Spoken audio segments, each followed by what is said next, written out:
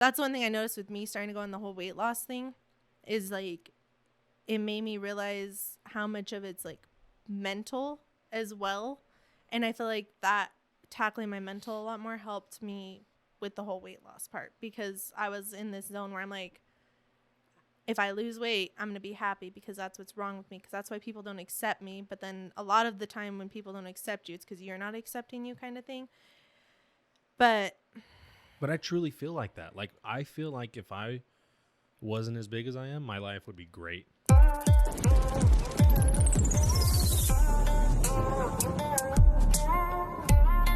The Sonder Experience.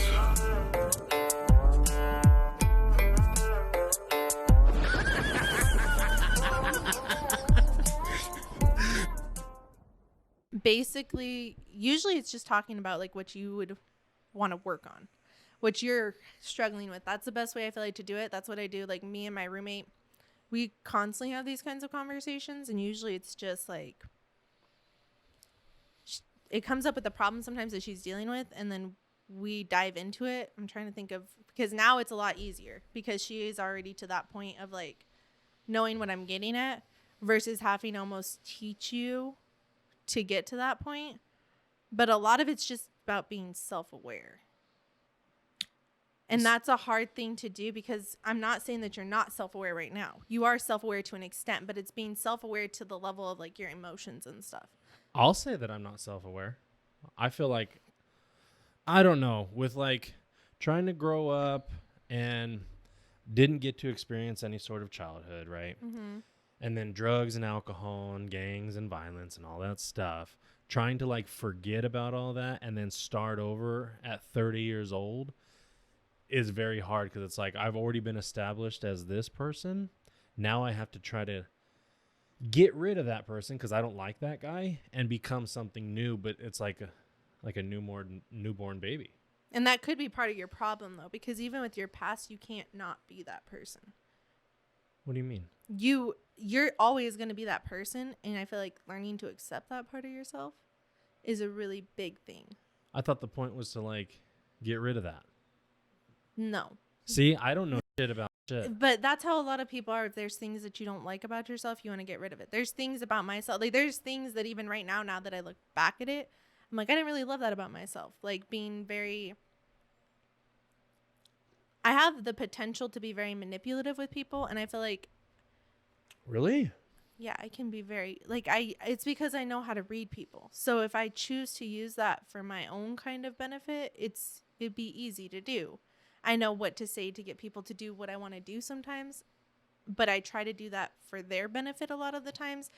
But before, it used to be like, oh, I thought this was like the thing. Like, I thought everybody kind of was able to read people like that, but I realized because of where I came from and living in the environments that I did and having to like tiptoe around people, because like we lived with grandparents that were always like, you piss them off and then it's a whole shit show, especially because if we make them mad, then we're going to have to deal with that problem. We're going to feel like we were the reason that my dad and my grandpa got into a fight, and then my mom and my dad are going to be irritated at us.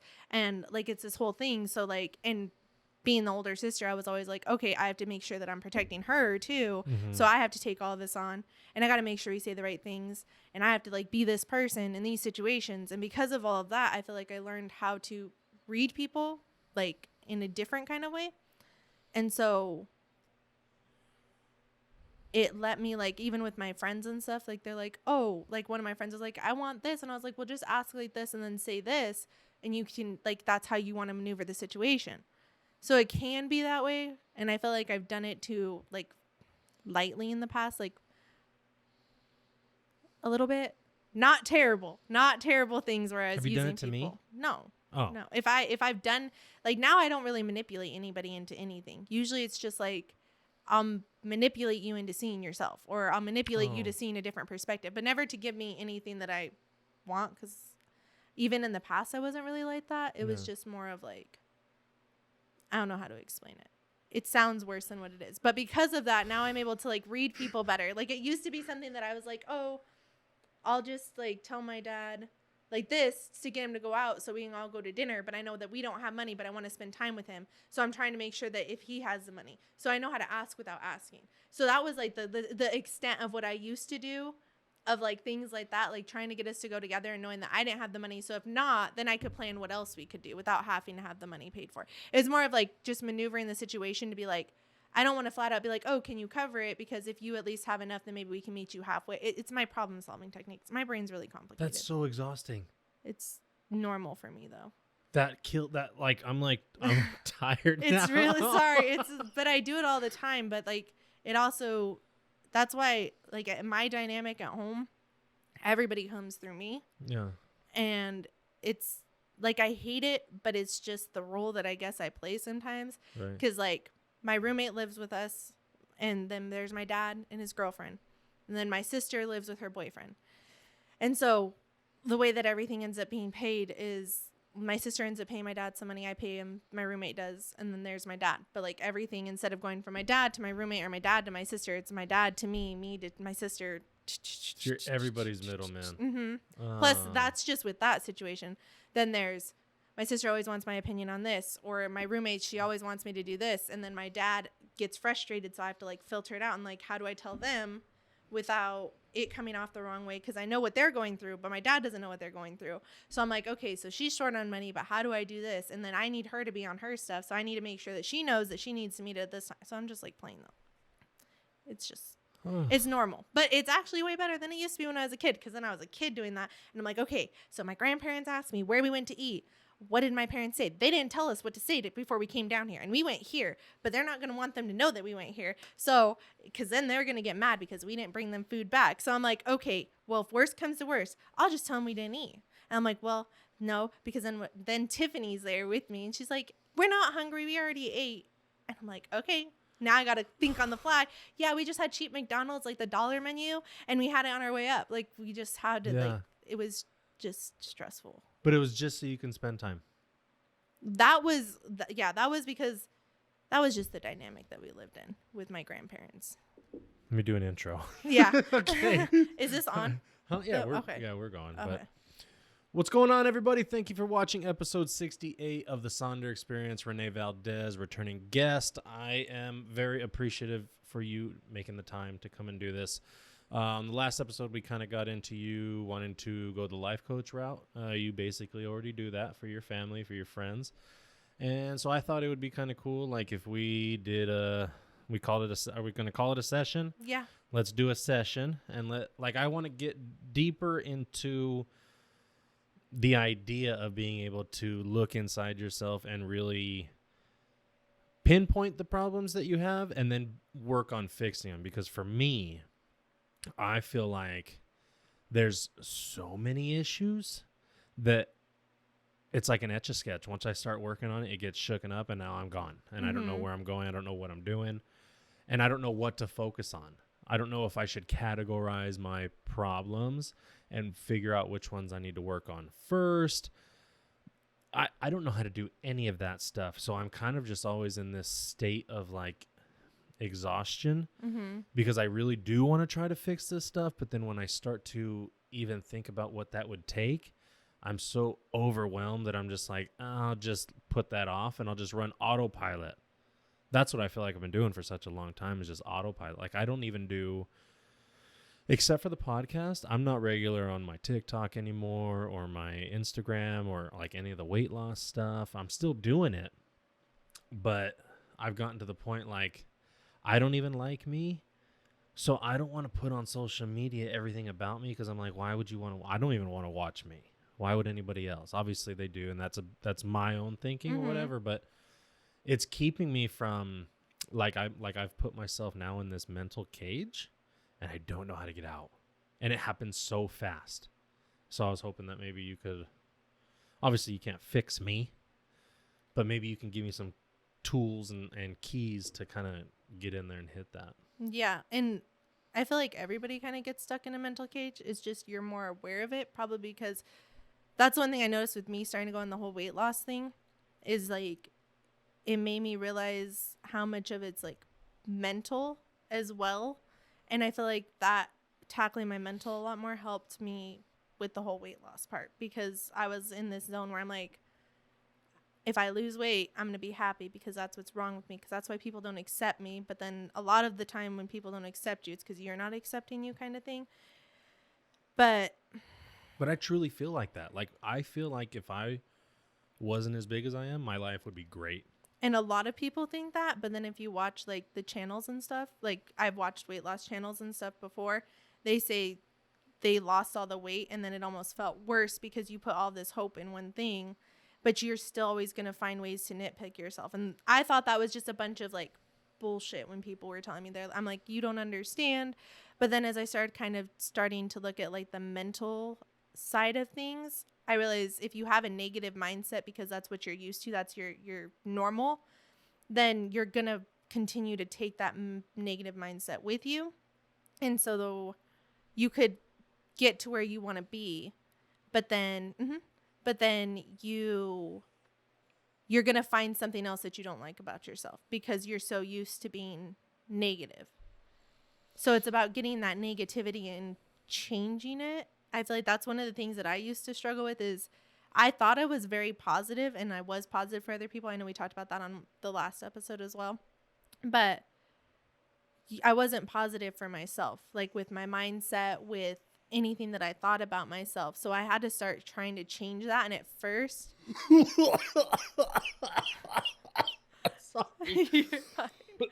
That thing will catch you if you take too big of a hit, huh? yeah, sometimes it did. Was it like a burning? Yeah. Yeah, sometimes that does that. It could Like be all of going a sudden out. I got choked up. It And I was could be going out. smooth. No, those are cool. What are these? They're the Elf bars. Those ones are just like the vapes. That one, that one, and the King vapes I liked, but the King vapes were running out really fast, so I got that. My vape just broke today. Did it? Oh, I'm lightheaded. Hey, these hit. Yeah. What's the? I want to say it's like 5%. Oh, I do 3.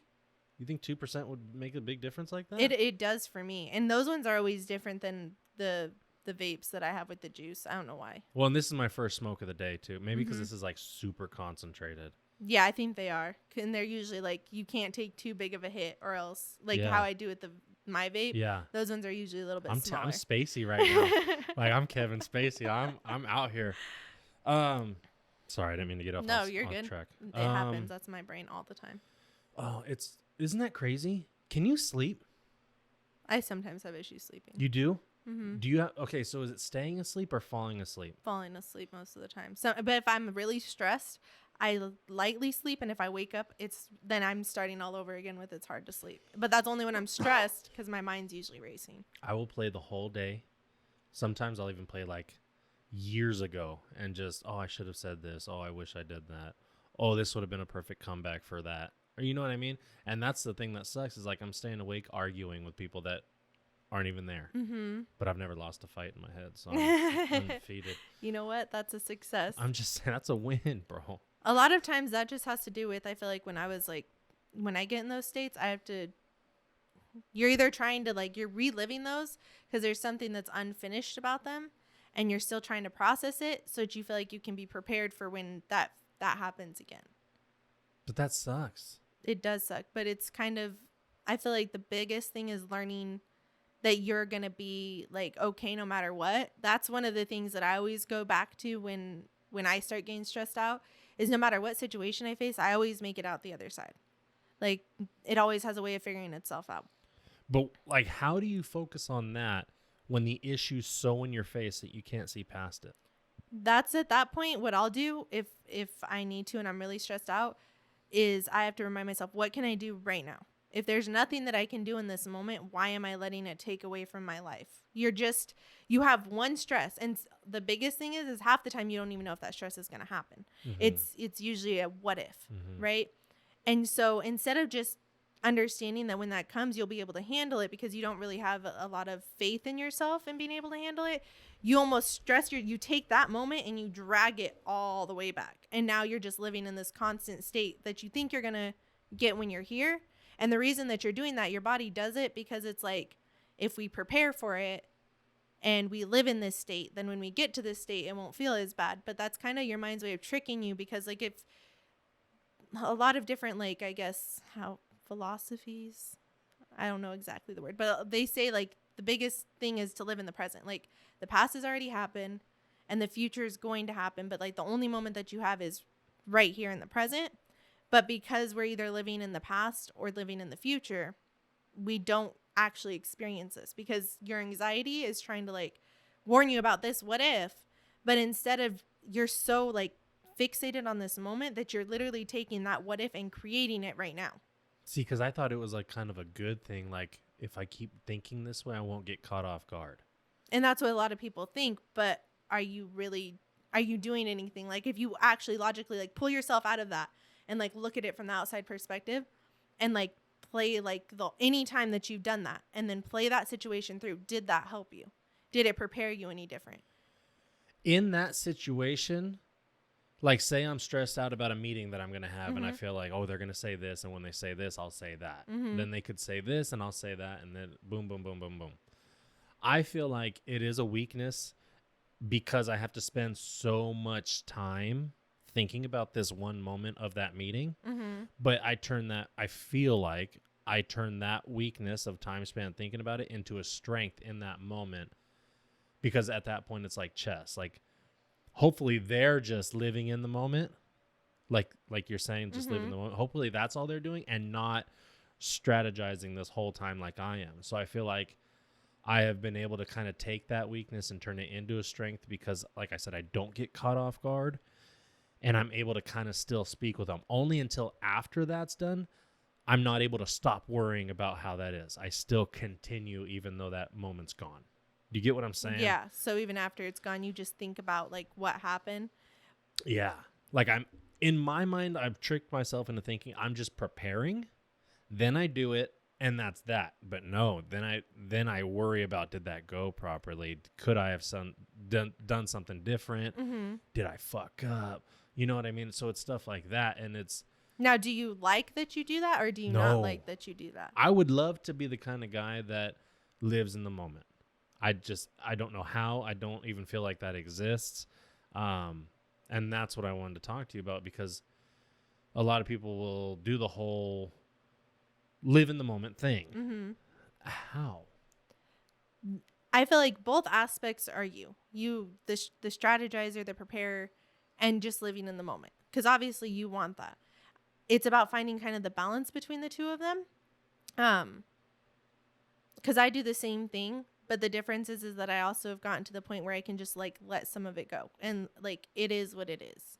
I don't do it with every situation. And it sometimes comes back, but you're also a part of you that's so familiar that you're almost addicted to that cycle of it. So that's why you live in it, right? And you prep for whatever this said event is. And then afterwards, what you're doing in that moment is trying to learn for when this next thing occurs. So you're reflecting on it, like just like what you would do in school. So you're like, okay, this moment probably had a pre-moment when you did all of that. Those conversations that you had at night, like all of these different things, it was prepping you for when you actually had to perform and then the moment and then this. But what you're doing also is you're going to constantly look for these, even if it's not a big deal, because you're now so used to using the system that you've created that's probably comes from some form of protection or a defense mechanism from your past, probably your childhood. Usually that's where it starts. But you like that. You don't like that it consumes you. So it's about more of like gaining your own personal control over the system that you've created and then deciding if you want to keep it. And then it's almost like now instead of being a system, it's a tool. Because you have control over it versus it having control over you. But now it's being aware. And then the best way that I could say that I've done that is I look for when you start applying it, look at the situation that it is and the ones that could kind of not be, I guess, as detrimental or as like affecting, just don't do that. Like cut it off. Like how you'd beat an addiction. You don't have to go cold turkey because you're still going to have things. But then maybe like limit it or tell yourself, okay, like I'll prep a little bit, but then accept what you prep for. Don't go in, because I'm sure that there's times when you're doing that and you have like unreasonable like little branches that you go down of like, they probably are not going to say this, but just in case they do, I'm still going to go and live down that branch. And then you do that a few times. And then by the time you get to the actual one, you're almost stressing yourself out to the max. Yeah. So when the actual event happens, it's like, oh. And usually the stuff that I think is going to be said never gets brought up. Mm-hmm. So I have these emotions. I go into a meeting with somebody, and that's really what it is. It's conflict, right? Because my whole life I always feel like there's always conflict with other people, Mm-hmm. and I'm constantly having to justify my position or justify my worth. But I think that might be because I don't think very highly of myself. Even though I'm doing what needs to be done, I go above and beyond. I take care of my people. I take care of whatever. I take care of my situation. But I feel like it's never good enough. You know what I mean? Even though it is. On paper, I did everything correct. But still in my head, I'm like, they don't care. I don't know what that is. That's usually just how you think about you, and it takes time to kind of change that. I mean, you've had however many years of consistently doing that to yourself. It's going to take time to kind of break out of it. The best thing everybody's a little bit different.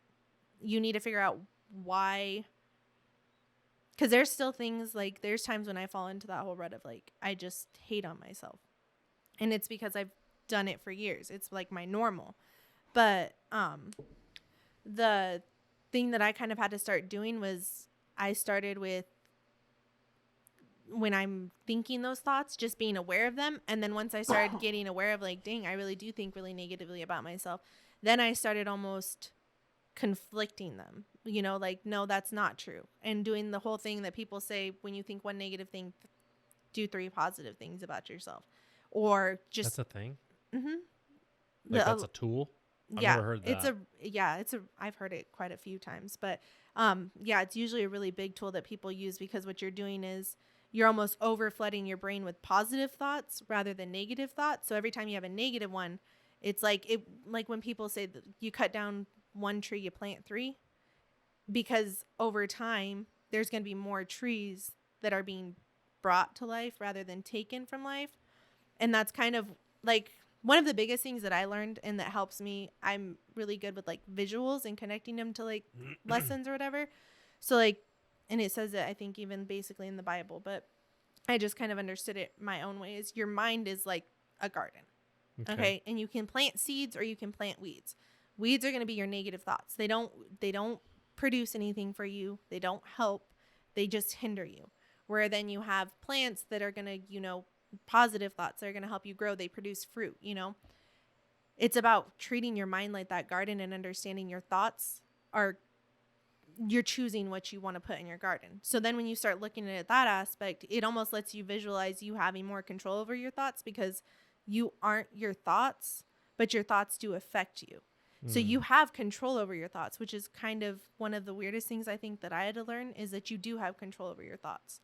And you have positive ones and you have negative ones, but you can choose which ones to believe. Same thing with like people. And once you learn how to do that, people don't have as much like hold over you either. Because if I tell you you're dumb, but you're not dumb, that's not like, you're not allowing that into your garden. Right. But if I tell you you're dumb and you already thought you were dumb, you're going to plant that in, you're going to plant it in, like, it's going to fertilize whatever you already have. So it's about knowing like who you are, and everybody is made a specific way for a specific reason. You have your own uniqueness, but a lot of people are so busy trying to be somebody else that they don't get to see what they have. See, for me, there's like no balance of that. It's an on-off switch. On, I'm cool and I'm up and I'm happy.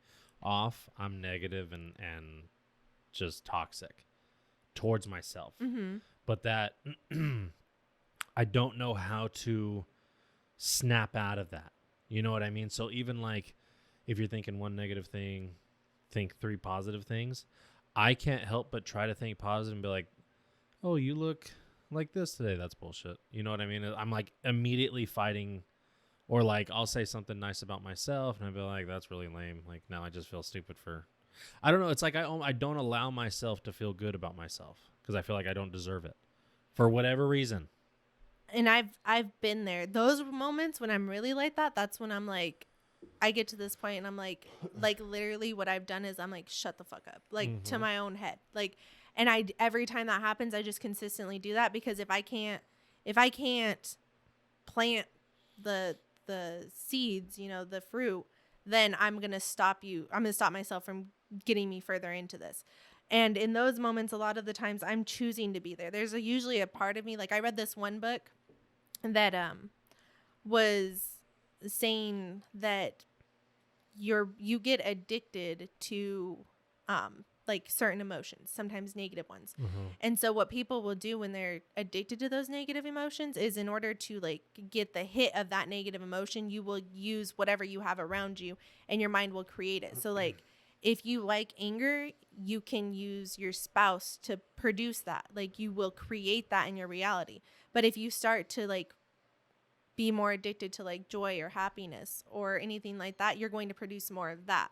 So if you look at, it's about finding what clicks in your head to finally make it like make sense. I read tons of books. That helped me a lot of gain a different perspective from other people. And it finally, like reading it enough and understanding it enough, like helped things click for me. But still, like, I'm not going to say there's not times when I don't still fall into that old way, but usually when I do, it doesn't feel the same as what it used to. Like, even there's been times where I'm like, I'm sad and I'll even cry, but like the crying isn't like I'm stuck in it. It's like I'm aware that I'm crying. I'm aware that I need to experience that. But then it's almost like, you know, I'm feeling sad, but I have the power to change whatever's making me sad. And it's about kind of taking your power completely back, because a lot of times we feel like you get stuck in that mindset and you're like, I'm stuck here. This is the truth. That whole part of me being happy was a lie. Like, this is actually how I feel. That was just pretend. But it's not. Like, they're both aspects of yourself. And like, I read this one thing that was basically saying there's different seasons for different types of learning, basically. Like, the sun and the moon are completely different, but they both produce different things depending on, you know, which one's present. Same thing with when you're really happy, there's a different learning. You grasp a different reality of life that you learn from, versus when you're sad, you also grasp a different reality of life. Like, I've been in that dark place. So like when other people are there, I can understand them a little bit more. I can relate to them a little bit more. And I've usually been there too. And I used to hate that I had to be that way. I used to hate that I used to feel depressed. I used to hate all of these different things and just not want it. But now I'm like, I'm grateful for it. And it almost gets to the point where I'm like, I don't want to also lose touch with that completely, because it lets me help other people when I have to deal with that and I get past certain things. Like, I love learning. And so it's like when I go into those moments, I'm like, well, what is it? Why? Like, I thought I was good. I thought I was out of this. Like, there's obviously a reason I'm here. So that means that there's more to learn. And I go into the learning with, I'm like, if I can learn this, maybe there's somebody else that I can teach this to that's dealing with that same stuff. Does earlier you said that most of the stuff comes from like childhood stuff?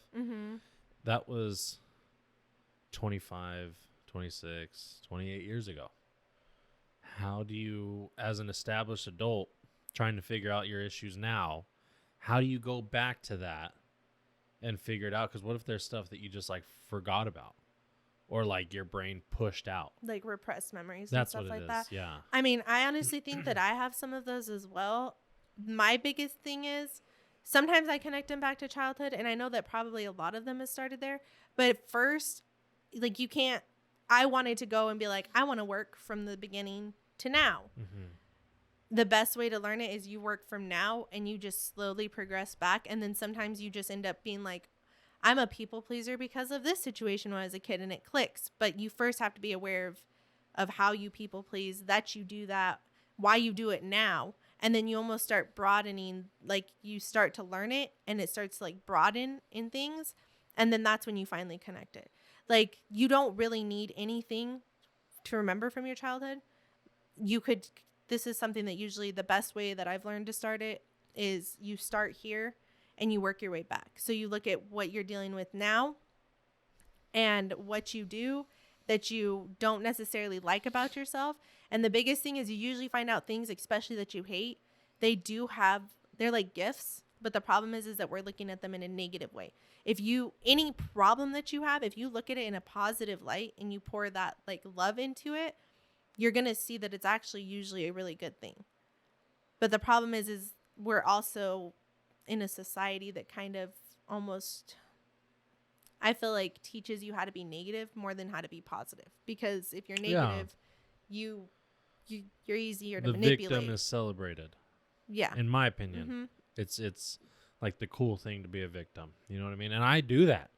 I feel like I do that. And I hate that.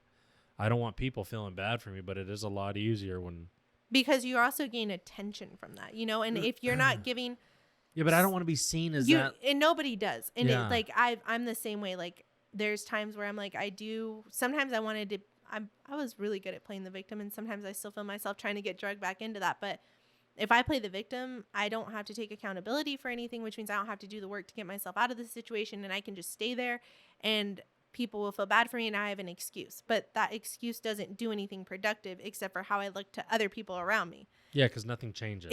Nothing changes. Yeah. So, and that's the other thing that we tend to do, I feel like, as a race, is we're so focused on how others think of us that we don't really care what we think of us. And so we get lost in that. So then that's how you get stuck in that whole victim mentality where you're like, okay, I'm in the clear because even though everything sucks around me, I have a reason. And usually people use the same reason over and over and over again because it works. You know, who's going to argue with that? Nobody's going to argue with it, but now you're still stuck here. You're just being okay with being stagnant instead of being like, you know what? This is what I deal with, but how can I use the tools that I have to produce what I want? Because if you want something enough, nothing's going to stop you. I've said this, what I'm about to say, plenty of times, and maybe you can shed some light on it. To be who I want to be, I feel like I have lied my way through so many situations and lied my way into so many different friendships and relationships that I have to keep that up.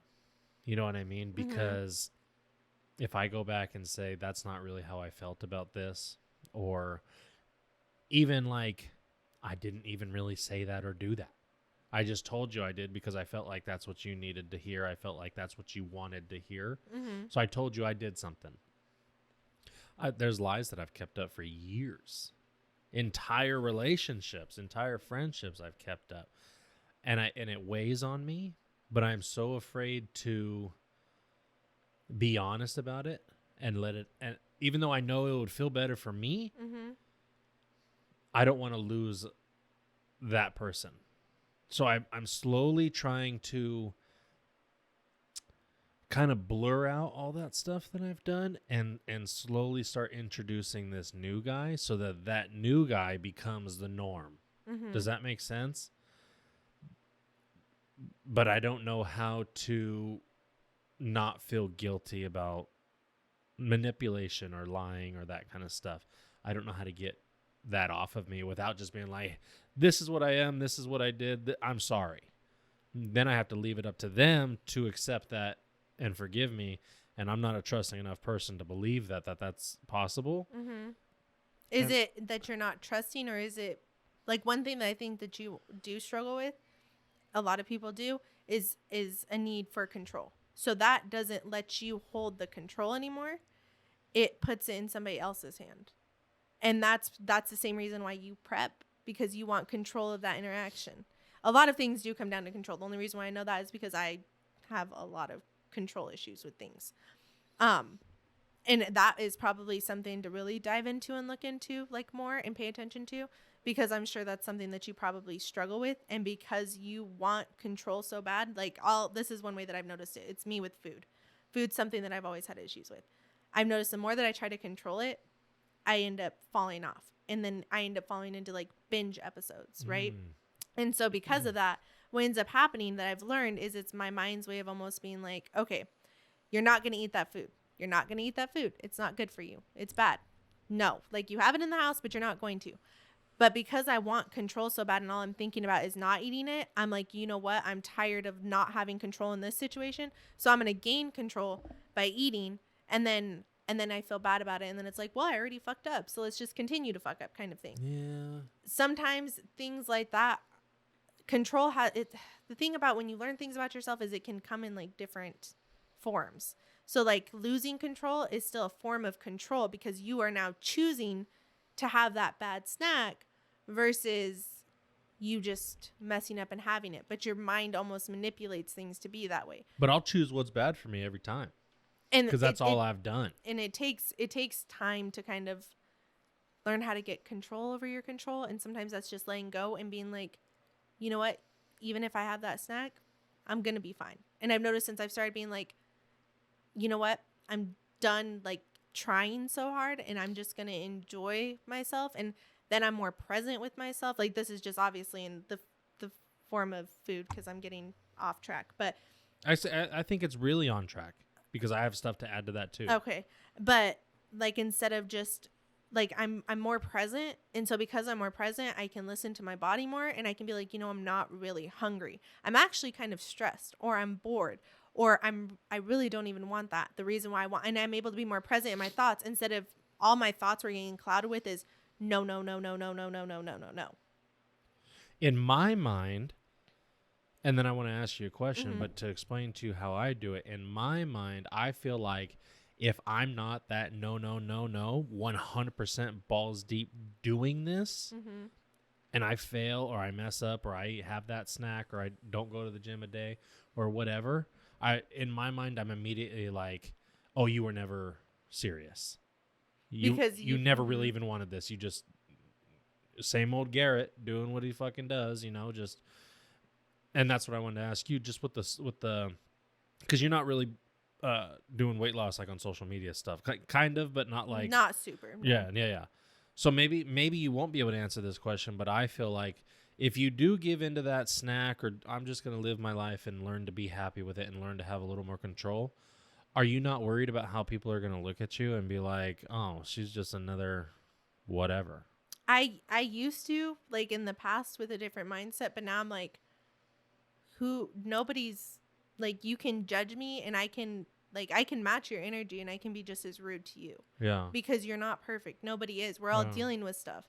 I choose usually not to go down that route because I don't like dealing with the consequences in my own brain of when I'm rude to somebody else. But everybody, especially if they're going to be somebody who's judging you on that, they're usually living in that. So I don't really I feel more bad that they're actually having to get to that point where they feel like that. And at first, that fan. it's okay. It likes my hair. But I fucked up. It's okay. It wasn't doing it much. But if you're going to judge me, you're judging yourself constantly. And you're using me as a way to make yourself feel better. You can do that. That's fine.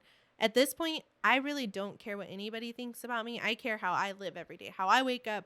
I don't have anything to prove to anybody else because honestly, in my opinion, we lived in a fucked up society anyways, that like half of the people don't even have an opinion of their own. So the opinion that you have about me isn't even coming from you. Like you're just stuck living in this idea of what you think's perfect. I'm going to live happy and proud to be who I want to be because I'm going to achieve more that way. But you really don't give a fuck about what people think? No, not really. How? I just got to this point where, so my biggest thing to get me out of, like when I was hating myself and hating the way I looked, I was like, you know what?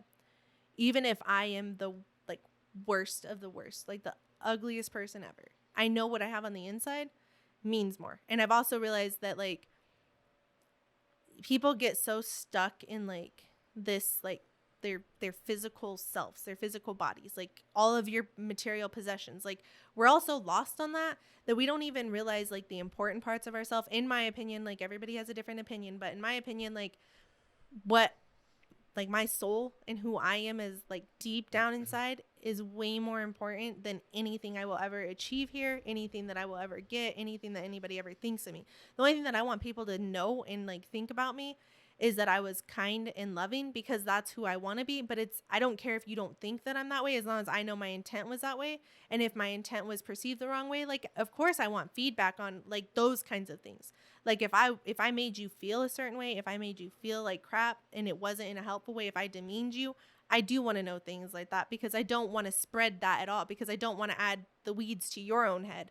I'm trying to just help people build their own little gardens in their heads. Yeah. That's the only thing that I care about. And so when I start gaining that, I'm like one of the kindest people that I know, and I give without like limits, you know, and I'm working on consistently trying to learn more and improve so that I can help more people.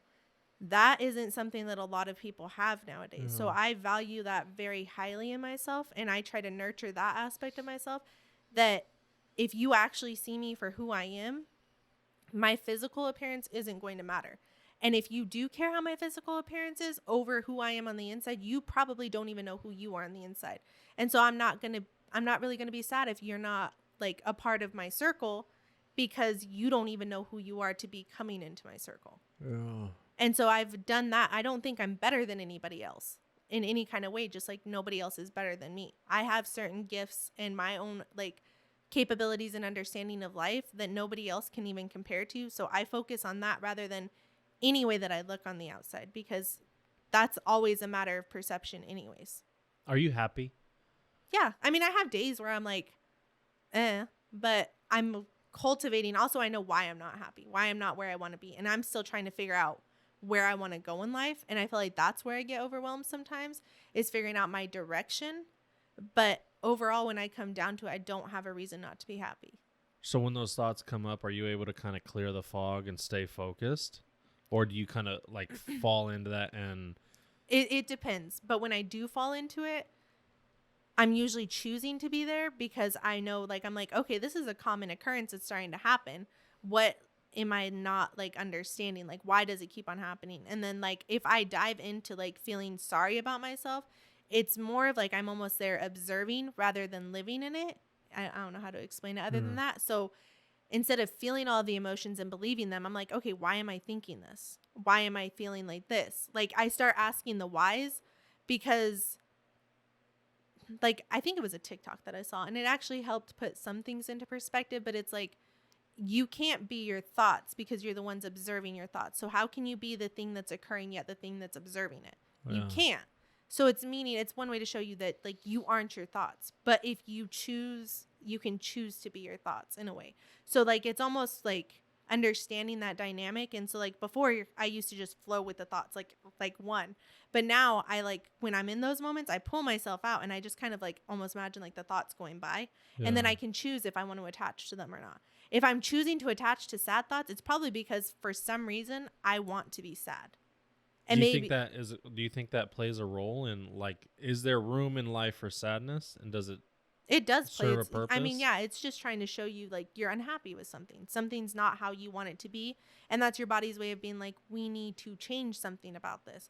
And then if you don't listen to that, sometimes everybody's shows is different. If you're not somebody that feels like it's okay to be sad, you might resort to anger and lash out at everybody around you because you're feeling the sadness, but you're masking it. Especially like, I feel like a lot of men do it more because men are told it's weak to cry. It's weak to be sad. Yeah, I haven't cried yet.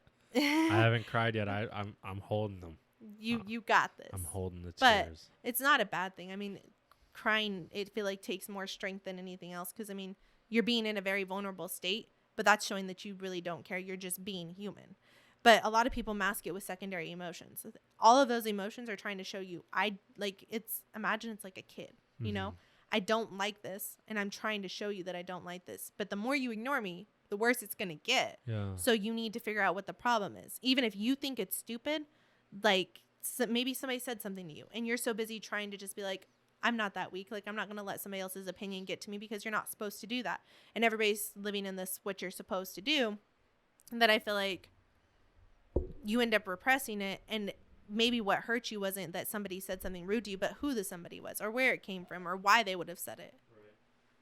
Keep going. You're good. But I feel like it just really depends on a lot of like how you view yourself is going to allow a lot of different what you let in as well.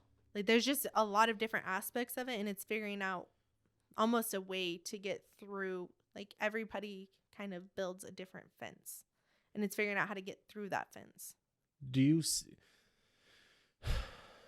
Is it hard for you to, because you said you could read people so well, and you can like think into their issues, I guess, kind of. Do you find yourself being judgmental at all? I have in the past. That's something that I work really hard on. And like, I've even like, me and my roommate were having a discussion, and I'm like, I wonder if I'm like judgmental. Like, I'm like, am I judgmental? And she was even like, no, but I'm like, so like, I try to be so hyper aware and like on myself all the time that I'm like, well, was that judgment? Like anytime I think anything, and if I think anything negative, I immediately break it down. So the same way that you like explain that, like you're like, oh, you look good today, that's instantly a lie. Like, and you do that for yourself, like in the negative way. Well, I do that almost in the positive way. So there's times when I think like something judgmental about somebody, and I'm like, you know, that's not true because you don't even know what they're dealing with. And then like I'll make a made up scenario of like, just even if it's just one, I'm like, that could be why they did this. The hardest thing is not taking things personally was one of the biggest things. So I was like, well, they're just rude. And I'm like, I don't know why they have to be like that. Like, and then like sometimes it would be more negative, but I try not to think about, I don't feel like I'm a judgmental person. Yeah. But I have been before. It's just something that I try to make sure because I'm not better than anybody else. Just because even if I'm like, I can see why you're doing what you're doing, and I know it's because you're probably broken. Just because you're broken doesn't mean That hurts. what. To be broken. I mean, not I like it about Really? myself. Mm-hmm. I hate it. I used to because I used to look at it from a different way. But like I feel like in my brokenness, I learned a lot, and now, sure, like even if you're all these broken pieces, you can now form whatever you want. You're gonna look completely different, and maybe nobody else is gonna like it. But if you're the one building it, you're gonna like the art piece by the time it gets done. So just make sure you're building something you like. I'm just envious because I feel like, how come I can't be normal? Like, why do I have to have these issues? Why can't I just go through life happy-go-lucky like I see so many other people doing? Would you like that though? Kind of, but I don't like, even know if would I you? could survive that. Would you get too bored? I don't know because I've never had it, so probably, right? But if it was all that I know or all that I ever knew, maybe not. I'm not sure. But I do find myself being like, I wish I could just be like that. You know what I mean? I was doing that even as a kid. Mm-hmm. Even as a kid, like when my mom and dad would kind of have their issues, I would go to a friend's house or something. And I remember just looking at them and being like, man, I wish my mom and dad sat at the table like that. Or I wish, you know what I mean? I wish like this kid gets to live in a house and nobody's yelling. Like, how come I can't do that? You know what I mean? And then I immediately made it about me. Like, what's wrong with me that I don't deserve that? And I was just a kid. Mm-hmm. Nothing was wrong with me. I was fucking like 5, 6, 7 years old. There was nothing I can do about it. But it was like I have a problem sometimes really being upset with the cards that are dealt. And it's like, I feel like I don't deserve that. You know what I mean? Or maybe I do. Maybe this is exactly what I deserve. I mean, I wouldn't say like it's not deserving. I feel like it's a blessing in disguise kind of thing. That goes into the same negative mindset though. Like and I struggled with the same thing. You're too busy looking at all of the like shadows instead of the light of every situation. And you probably like learned it from people around you. I don't know if your parents were the same way. I can't say. I feel like my parents were kind of more negative without realizing it because you're negative because you're trying to prepare. So if you see all the dark, then none of the dark will surprise you. But by trying to consistently prepare, now you're choosing to live in the dark. So you don't even get to appreciate the light. And then soon the light starts to hurt you to look at kind of deal, you know? Yeah. The only thing that I could say is also look at it like this. Even if you had that normal life, if you went into it with the mindset that you had, you would only see the shadows. You wouldn't see it the same way because they probably, if they had negative mindsets, they could have thought the same thing about your family. Maybe your family has something like everybody. You're not going to have everything. So if you're focused on your lack instead of where your abundance is, you're going to see lack everywhere. And then when you go to other places, you're going to see abundance. You're going to see it different. It's about trying to flip that script because maybe, yeah, his family sat together, but maybe it's just because you were there. Maybe that's the only reason that happened. Maybe his family does that, but there's no actual like intellectual, like emotional connection. And maybe your family had that. I'm not saying what had it, but I'm saying I'm sure there's things that your family had that his family didn't. But you just got to experience something from a different side and you were in a different mindset. So you were taking in all the positivity of what is around you. So like the grass is always greener on the other side type situation. And you just got to water your own grass. Like even every day you can find like there's days where I have shitty days, but I can still find something positive. Even if the only positive is this day fucking sucked. But guess what? I learned a lot of how to navigate through these shitty situations. Yeah. But to have to do that forever? Like, that's my problem with this is like, okay, let's say I go to therapy, let's say I do psychiatrist, or let's say whatever the program is, right? And I fucking dive deep for like a year or two, or however long it takes, whatever. I feel like you're never just going to be good. There's always going to be things that you have to work through. You know what I mean? You get better at it. You look at it differently. Like there's always going to be problems in life. It's not like it's just going to go away. Even if you got rich, even if you lost all the weight, like you're going to have problems because we're here. I feel like we're here to learn, and problems teach you a lot, and how you handle them teaches a lot about who you are. And sometimes you'll be over a problem and then it'll come back up as a test to see if you like faked your way through that or if you actually learned the lesson. And if you didn't learn the lesson, you're going to have to fake your way through that again until eventually you learn how to like dance through those problems instead of just like dodging and bobbing and weaving. Then it becomes effortless. But don't get overwhelmed by thinking about. I am. Right. Like, I'm so overwhelmed it right is now. Like, I just overwhelming. want to be like, fuck that. Never mind. I'm good. I don't want to do any of this. Because your mind wants to stay in that dark place. You're addicted to being there. Yeah. Like it's normal. Like that's your normal. That's what you face every day. That's what you can predict it. It's comfortable. Yeah. Even though it's making you miserable, you're comfortable and miserable. Like the miserable, because that's what you've always lived in. It's about getting into that uncomfortable zone, and in the process you trust yourself a lot more. But it's like straight up giving me anxiety right now to like even think about going through all that stuff. That seems too much. It seems like I'll never be able to do that. See, but do you see, like, I used to do that, and I know now looking back at it, that's literally you trying to keep you stuck. Like imagine you're like, here's the ladder, and like you're just like, you have a different you, and it's just trying to drag you down with your thoughts because it knows that it can control you. The thing is you just have to just, even if it's just one step up, and you sit there for a while, and then soon maybe you go like 3, and maybe you even go back down 1, but it's about continuing the progress without, like, there is a point to it. You want to be happy. You want to see things differently. You know that you want that, and you're going to have to put in work, but like, don't think of it like work. It's a learning experience. Oh, it's so hard.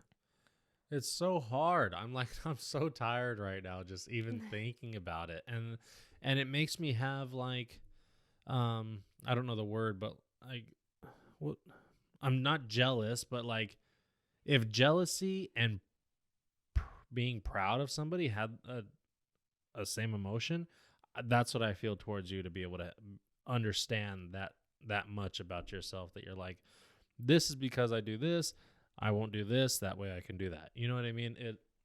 I feel like you have your puzzles laid out, your puzzle pieces, and now you're able to put your shit together. But I still run into problems. I speak confidently because I'm confident in what I'm saying, especially when it comes to positive things. But that doesn't mean that I still don't have moments where I'm in the shit. But you look like you're doing good at it. In my opinion, outsider looking in, obviously I don't know everything, but hearing you talk, even if it is false confidence, you still have it. And it sounds like you have a good understanding of what needs to be done in order to take care of your star player, which is you. Mm-hmm. That is where I would like to get to one day. Even if I do have hard times, I would like to be like, yeah, but I have the knowledge and the tools how to get out of this. Whether I choose to do that or not, at least it's my choice. Yeah. Right now, I'm just in the middle of the ocean with a life vest. You know what I mean? I'm just floating along, hoping that somebody comes and saves me. It's so funny that you use that analogy, because I've used that analogy so many times. That's part of the reason why I got the tattoo. Oh, really? Mm-hmm. Yeah, that's exactly what I feel like. I'm waiting for a ship to come by and find me, because then I'll be safe. Then I'll be happy. I could just swim to the island over there and be good. You know what I mean? But that takes too much work. The thing is you were put in that position because this is something that I had to learn. I used to think the same way. And then me and one of my friends had this whole thing, and he's like, yeah, you're basically like a boat, and you don't even realize you're a boat. That's why I got a sailboat on my tattoo. And he's like, you don't, like, you choose to go and explore all these different places, basically. You know, like, it was one of those like analogies. But you were put in the situation of being in the middle of the freaking water, like drowning almost while the waves and stuff are coming, because you need to learn how to swim. And the best part is what happens usually when you learn how to swim and you say you take off the life vest. You wanted to go to that island, Right. but now you don't. Yeah. Instead, now what you do is you're going to go look for other people who are, they have the life vest on too. Yeah. And now you're going to find a way to go and be like, hey, I learned this great way to swim. And you teach them. That's all that I've basically done. That's a whole, I feel like that was the biggest motivator for me to actually work on my shit, is because I wanted to help others. And it works. Like you actually are able to open people's minds a lot of times. Me and my roommate, I've helped her through a lot of different, like, her own stuff. And that's why I'm like, whenever you want to talk, I'm like, you know, I'm down to talk. It's just, I can only tell you, this is what worked for me. You can try this. Sure. And then you have to take the work. You have to be the one. I can't like be in your mind and be like, okay, we're going to like fight these thoughts together, because I can't do that. But I can tell you is all of those thoughts are false. You just need to start realizing they're false for yourself, instead of going and trying to either prove yourself as somebody on the outside so other people will tell you or see you differently, or try to you just need to see it for yourself. Like, you need to believe it for yourself. If I were to ask you, maybe you can't even answer this, but with like the interactions that we had, the conversations that we have at the gym or on the phone, whatever, could you explain, like, if somebody asked you, hey, what's Garrett like, what would you tell them?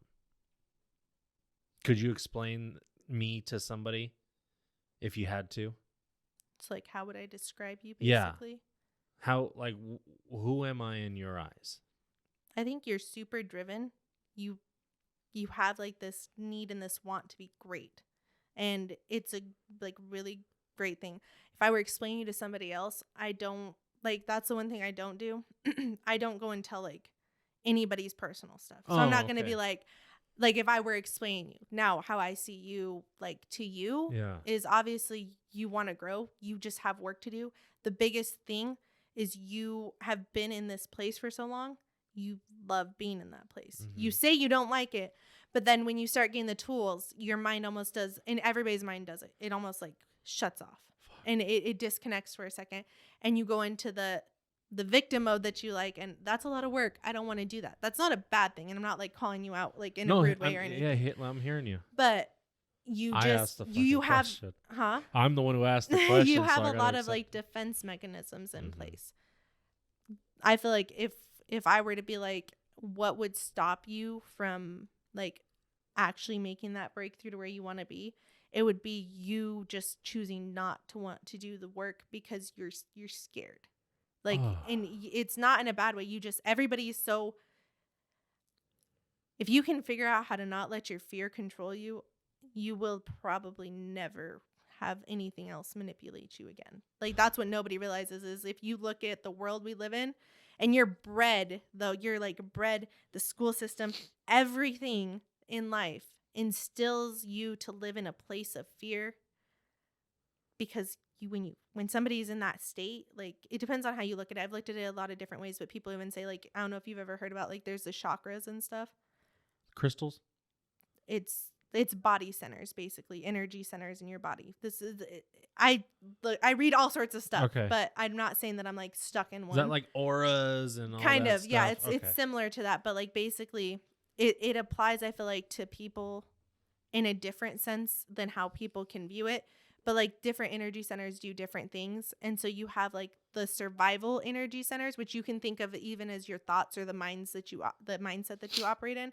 But like your survival and your like fear, if you can, like, when people intersect those, like, you're easily able to be like controlled into things. And so it's like growing up, the way that the school system and everything else is, you are almost like taught to kind of like stay in this, and just based on the way that society and everything works, that you get stuck in fear, because if you have people in fear, you can manipulate them with fear. Yeah.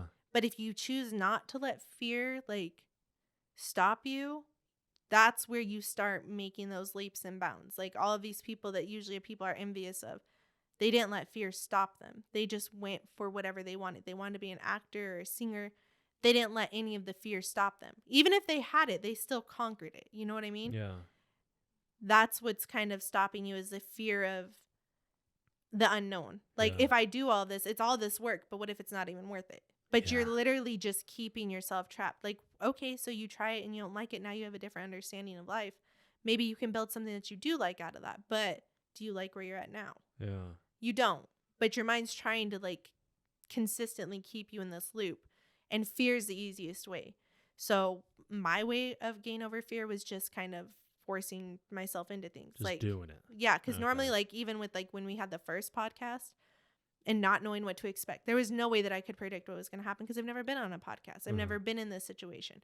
I could have easily talked myself out of it. But when I get in situations like that, I'm like, even if it goes and say the worst possible thing, it completely sucks and you look stupid, at least you tried. Yeah. Like, if you look stupid, they're probably not going to air it.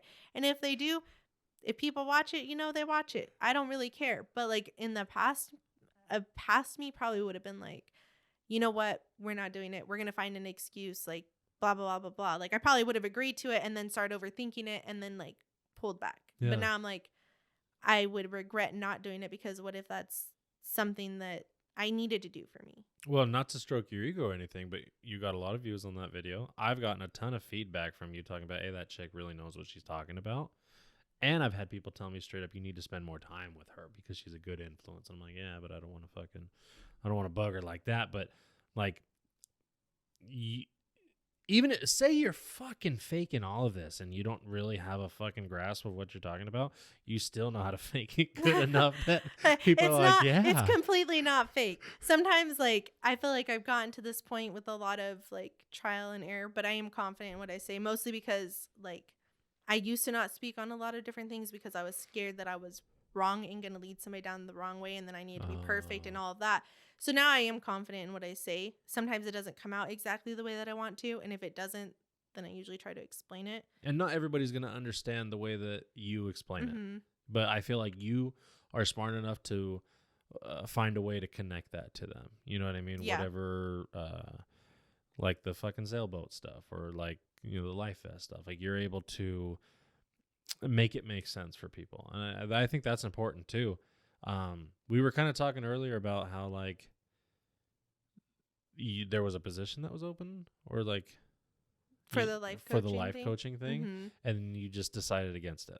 Yeah, I mean, I've like still thought about it and I just put it on pause so I could have time to think about it. But usually when I'm like this, I'm like, there's something that's not quite right and I don't know what it is. Yeah. But I don't think it's necessarily for me. And I'm not the kind of person to just jump into something. Like I've done it before. Yeah. But I usually try to, like, if something doesn't feel right, it's not like I'm like, is it fear based? Is it just that like I'm not good enough, or is it, what is it? So maybe I could try to fix it, and just nothing's quite clicked yet. I'm Yeah. like, I almost got to this point where I was like, if I go down this route, am I doing this because I love to do it, or am I doing it because I don't think I'm worthy enough to achieve the life that I want? And so instead I'm going to help everybody else achieve their life. Yeah. And that's the person that I'm trying not to be 100%, because I do have problems with not seeing my own worth and thinking that I'm only here to help everybody, because I've even had, like I said, that conversation with my roommate. Me and her talk a lot. And I've had that conversation with her where I'm like,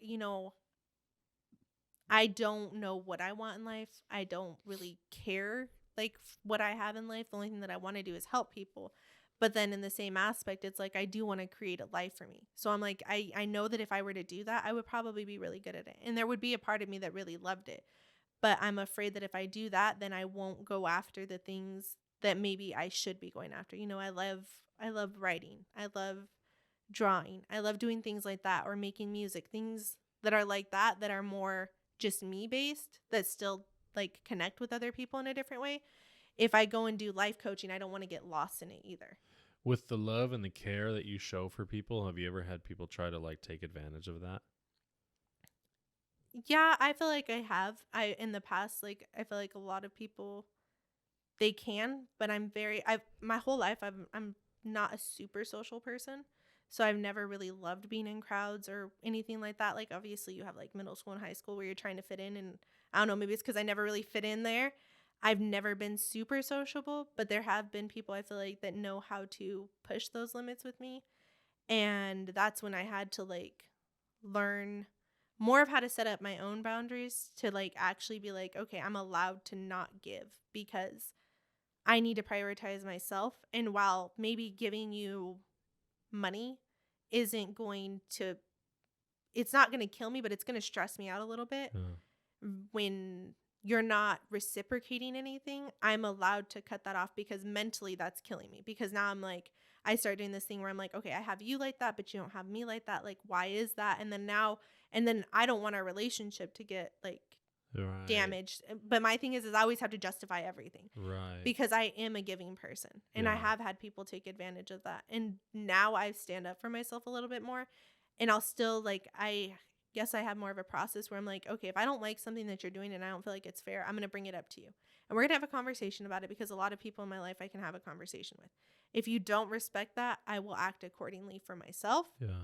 And then that usually means that I'm going to be stepping back a little bit. I'll still have love for you, but I want the love to actually be love and not turn into resentment, because I will start resenting you if I start seeing how I'm giving you all this love and it's coming from a loving place and you're not giving me anything back. That's going to make me feel like there's something that isn't worth it in me when it's just how you're being. So you being like strong and independent and strong-minded, was that always a part of your personality, or was there like a specific event that happened to you where you were like, I didn't like what happened to me there. I'm not going to let that happen again. I need to educate myself and so that I have the tools to fight that off. I feel like it's kind of a mix. Like who I am now, I feel like is somebody that I've always been, but like I was talking about that whole masking thing. Yeah. I'm very, very good at conforming to what other people want me to be. Yeah. I know I can talk to somebody for a few seconds and I've already found like 10 different ways that I can connect with you. And it's almost like a computer program or something. It's really weird. Yeah, you're like a villain. But see, everybody always says that, okay? I promise I'm not a bad person. But like I know how to do that, and usually I can do that pretty easily. I just used to think that's like who I was almost. So then that's why like I'd be in with groups of people and then you like almost wear that mask. You forget that you're wearing a mask. And so I feel like I masked my entire life. Yeah. That like versions of me, like there was commonalities between all of those people, but like I wasn't really able to see it. And so by starting to remove like who I was being for other people, I started to learn who I was. So I was always like this, but like I learned who I was underneath because I was just, like I said, even with, especially with like living with family that you had to act a certain way and say the right things to. I learned, I feel like at a very young age, how to be what other people needed me to be because I need to take on all those burdens. Yeah. And because of that, I got lost in it because I thought that's who I was. So like as a kid, I never got to actually learn who I was. And now I feel like that's what I'm learning, which is why sometimes like I'm completely insane. Like I'm like a child, I swear sometimes. Really? But yeah, What do you mean? especially like, well, like me and my roommate, we were visiting with my sister and my mom because my mom came down from Colorado for a bit. And we just we went to Panda and we got food from Panda. And like they give us a ton of extra teriyaki sauce packets and we were just tossing them at each other like very hard. And it was fun, but we were the only two doing it in a room full of 5 people, like children. But it was fun. Yeah. So, but like that's where I'm like, I got to this point where I'm like, that was a really fun experience. And that's probably going to be like a really big memory for me. But I wouldn't have had that if I was trying to act like an adult. If I was trying to act how everybody else, and nobody else around even minded. It's not like anybody cared, but like trying to act a certain way, you miss out on things. Yeah. And like even when I went to a friend's party, and it was a kid's birthday party, and I know his son, and so I went over there, and because I was just like all of the kids just were having me like watch them go down. They had like a little bouncy house and stuff like that, and so like I wasn't even like. I feel like I wasn't even fitting in with the adults at that point because I was just hanging out with the kids the whole time. But you go into situations and I feel like you need to like, you feel like you need to be a certain way. So then you miss out on things that honestly bring other people joy half the time because everybody wants to be a kid at heart. Right. But we're all trying to pretend to be like adults. And I mean, at least that's how I look at it. I don't want to take life serious. So like growing up in your household, you don't have to talk about it if you don't want to, but was there ever fear or like discomfort just being a kid? Yeah. I feel like at a very young age, I learned how to like just Like, not be a kid. Be hidden. Basically, kind of like I mean, my parents always got compliments because they're like, your kids are so well behaved, and like me and my sister, we never really like acted up. I was the kind of kid that would look at other kids and be like, wow, those kids are crazy. I don't act like that. But like they're literally having fun. And I'm like, I wish I was a crazy kid. And then I think because of that, like it just like it's like being a grown up or trying to pretend to be a grown up when you're with kids. And so then you don't really bond well with kids. So now you're an outsider who gets along with teachers better than kids because you're awkward. But it's because you're good at like pretending like everybody else is doing that you don't know how to just be a kid. Yeah. Do you want kids? Yeah, I do one Yeah? day. Yeah, my roommate has a kid. I'm like, I love him. Oh, It's really? Like, I'm like a, How yeah, old? 2. Oh, so super, super young. Mm-hmm. Do you think, like, what are your skills going to be like as a mom, you think? Well, like so we have him for a month basically, and I'm usually helping all the time. And with him, it's more of just trying to like the biggest thing that I want with my kids is I want them to feel understood. I get you're going to cry, and that's your way of communicating, and I want to not interject my need to control things over that because that's not fair. Or the way that I'm reacting, because sometimes I want to be aware enough of my own emotions to know if I'm projecting them onto them, and then be able to be like, okay, I want you to feel heard. I want you to feel understood. But I also want you to understand that the same way that I'm feeling and understanding and hearing you, you need to do the same. Now, obviously you're young, so like he doesn't really understand, but even with him, like there's times when I've had him and he'll start crying because she works from home. And so I'll take him out and I'm like, hey, like I get you're not having it. Right. But there's a better way that you can communicate because all that you're trying to do is manipulate the situation. We have these big old conversations like that. Too. And and I talk to him, but the thing is he may not understand the words completely, but the emotions, like the way that you speak, it carries energy. Yeah, I like, get that. So when I speak to him and we have this whole conversation, half the time all he wanted was attention. She's trying to work and he knows that. And so he's trying to get her attention from work to him. And he has to understand that, no, that's not okay.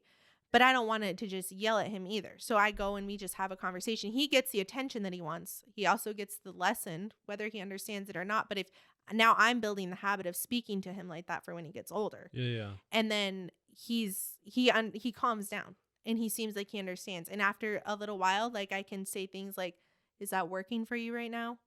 It's going to be okay. But you need to understand that you can't just get everything that you want. Yeah. And sometimes he'll still throw a fit. I mean, he's in his terrible twos, but then other times it calms him down enough to like, I don't know. I think he understands enough of it. Oh yeah. You guys are. That's what I'm going to go with. Soul bond. Let me ask you one last question. And this is really something that I think a lot of people need to know.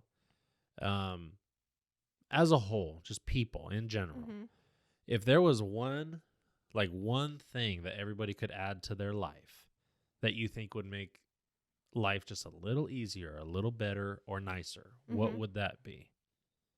More understanding, for self-forgiveness or forgiveness for others? I feel like in general, like my biggest thing that I do for myself and I feel like would benefit people is having more love and less fear. It's impossible. It's impossible. It's not impossible. It's not? No. Okay, well, I believe you. That's what What does that look like for you? I'm getting uncomfortable. You're getting uncomfortable? Yeah, because I'm like, I want this so bad. I just want to be able to like open up and accept everything, It takes time. Like, honestly, it took me like a lot of time to kind of absorb this information. And there's so many different aspects of it. But I'm like, I don't want to just throw it all on to you because then you're going to get overwhelmed and end up like freaking out. Because I know when I now have panic attacks sometimes. And it's lovely. Yeah. They're miserable. Yeah. To the point, like usually... Sorry, sidetrack before I get back to that. Get there, baby. But like especially when I used to smoke a lot, I like smoke weed. Yeah. It does it to me still. I'll get like shaking panic attacks. Yeah. Like I'm physically shaking. Yeah. And it's the worst freaking thing ever. But I guess having more love and less fear is knowing that like not letting anything manipulate you. Fear lets you manipulate it. And then you act out of who you are. Having more love is just being more of who you are because I feel like at everybody's center, they're just full of like complete love. Like everybody loves everybody. But then because of fear, it stops you from loving. And I've been in that situation because I remember one time, like, I had this whole little, like, episode, and I was like, I literally got to the point where I was so scared that, like, I didn't want certain people in my life because I thought they were, like, using me, I guess. And because of that, I got super, super fearful. But then I was like, you know what? This is literally my love is what overcame it. And usually I end up getting little signs because I think I had a T. And it's like, trust is the question, love is the answer. And like that was my like click moment of like finally like, you know what? Even if somebody's trying to fuck me over, I can handle whatever anybody throws at me.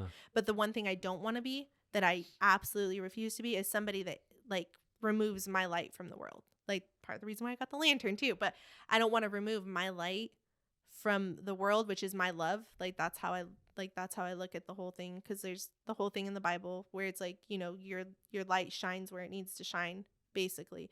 And so like to me that light's love. And so because I was afraid of somebody taking my light from me, I was gonna end up hiding it from the whole world. And I decided, you know what, nobody can take that from me. Yeah. And I can only take it from me. And I almost manipulated my own mind into doing that. So that's why I feel like it kind of goes hand in hand, because your fear can manipulate you from giving love.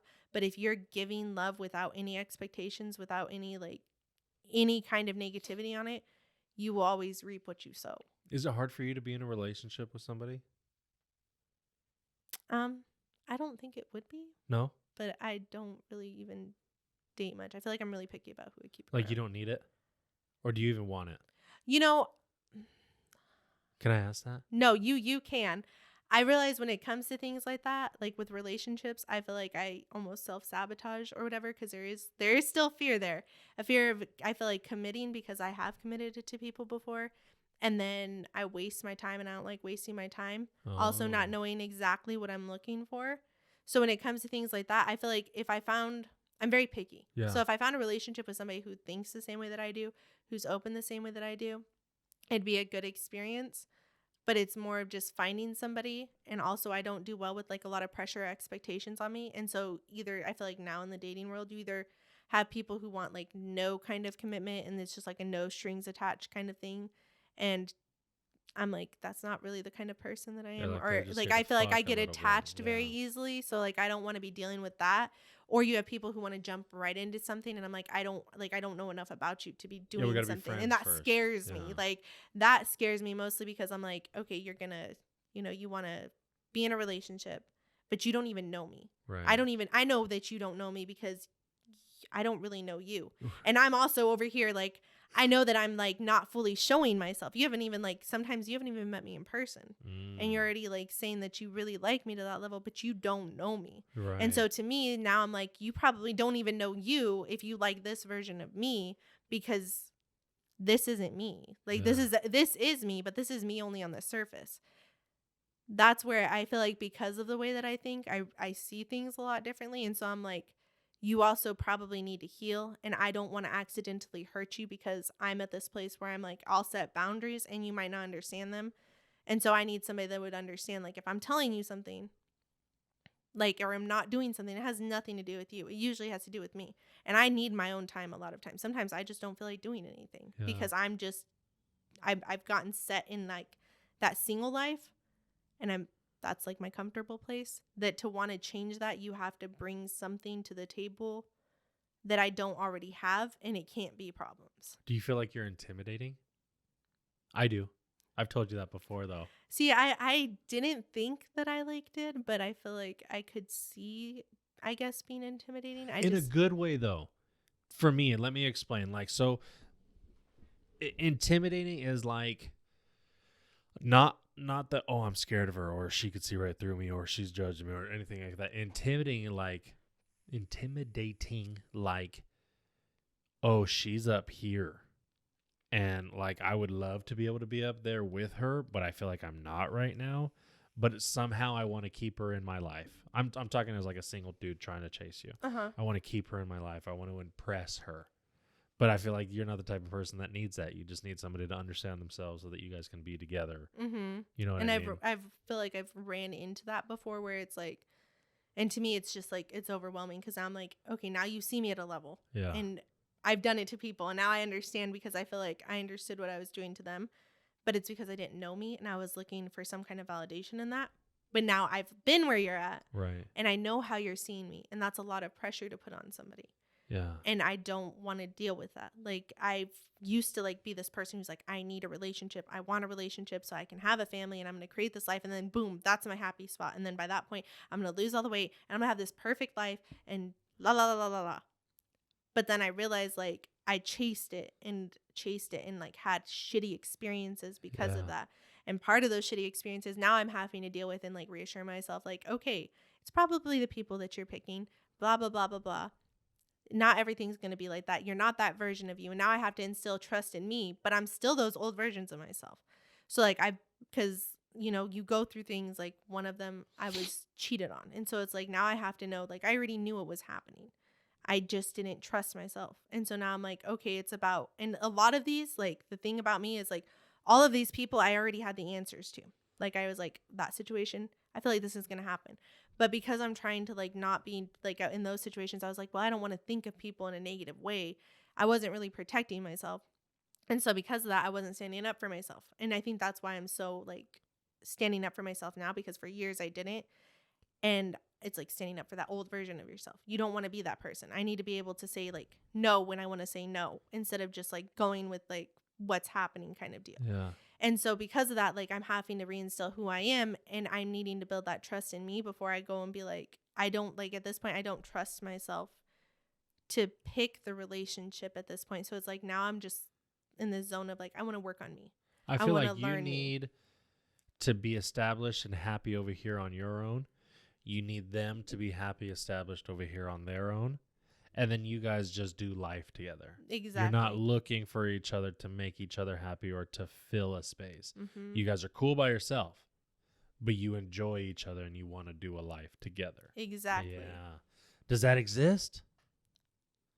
You know, I'm going to say yes. I just feel like finding it means you just have to do your work. You have to have patience and you have to believe in it, because your thoughts create your reality. So you could literally go and I could be like, yeah, I'm never going to find love. And then literally that exact thing that I'm looking for pops up into my life, but I'm not confident in the fact that it's going to pop up. So I'm just going to be like, yeah, that's not it. Let me look at all the negative reasons. Like, I don't like you because you got curly hair, because I'm just looking for a reason, even though that wouldn't be a reason. But I'm saying like you look at some stupid reason and then you just fester on that and you're like, yeah, I didn't miss out on anything, but you really could have missed out on something because you're looking for reasons to not create it. So I feel like a lot of it is like, that's how people say the whole manifestation and stuff works, is your mindset will literally help you make decisions in your subconscious. It's almost like you have like basic programming in a computer that runs everything that you're not even aware of. And you almost have to start making that positive to kind of get the things that you want. Yeah, because you're the only person like you that I've ever met. I've never seen that before in anybody. And like I just told you yesterday, I enjoy you so much because you are very like A, B, C, and D. There's no blur. You know what I mean? Mm-hmm. As far as you're concerned, this is what it is. This is what it's not. I love that because it's like, oh, I get to spend a little bit of time that I feel like I get to spend a little bit of time with somebody that has some clarity. And that's cool for me. So if you were able to find that other half, I think you guys will be fucking unstoppable. Like you guys will just glow when you walk around. Yeah, I mean, I already am pale enough to be glowing, so. No, I don't know. I like talking to you. I appreciate you coming on to try to shed a little bit more of that light, you know, and I really am trying. And that's all I can do at this point. I'm going to tell you something that I hated hearing, but that I got told when I said that a lot. No, don't say it. Don't say it. You have to stop trying and just start doing. Oh, man. I hated when I heard that, because I'm like, I am doing it, but I really wasn't. And that's something that echoes in my head so much, but I was like, because it pisses me off because it was right. That sucks. The thing that I do is I will have, and I still do it sometimes, I can have all the tools right in front of me, but I'd rather spend my time picking up every tool instead of just going and removing the nail from the wall. Good analogy. Fuck. Okay, well, I'm doing better. Can I say that? Yes. I'm doing better. you have any final thoughts? Just based on that, the words you pick do carry difference. So saying even like I'm doing versus I'm trying will put a different path into existence. Words matter. Okay, let me take us out. Thanks, guys, for watching. I hope you enjoyed the episode as much as I did. I hope you guys got out of it what I got out of it. I really appreciate you making the time again. Don't forget to show your support by commenting, liking, and subscribing, and we really appreciate you guys. Peace.